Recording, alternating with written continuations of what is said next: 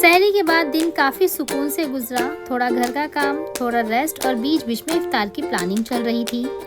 आज के मेन्यू में चिकन समोसा और शामी कबाब बनाया है।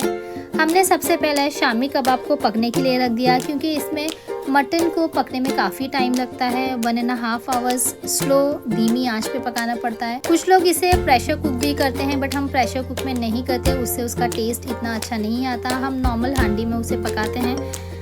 आज 9th रोज़ा है और सच में टाइम कितना जल्दी गुजर रहा है। हर रोज़े के साथ लगता है कि दिल और हल्का होते जा रहा है। इबादत करके बहुत सुकून मिलता है।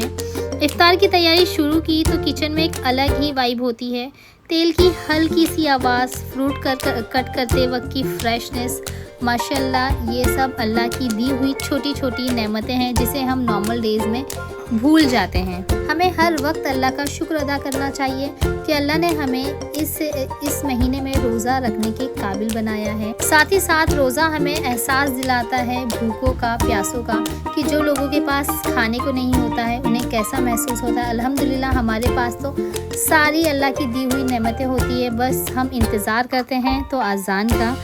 एंड अज़ान की आवाज़ के साथ पहला सिप पानी का वो मोमेंट एक्सप्लेन ही नहीं कर सकते हैं। पूरा दिन आप भूखे रहे और अल्लाह की दी हुई नेमत आपके सामने हाजिर हो, फिर भी हम रोज़ा नहीं खोलते जब तक अल्लाह हमें हुक्म नहीं देता है। हमें जब तक अज़ान नहीं होती है हम रोज़ा नहीं खोलते हैं।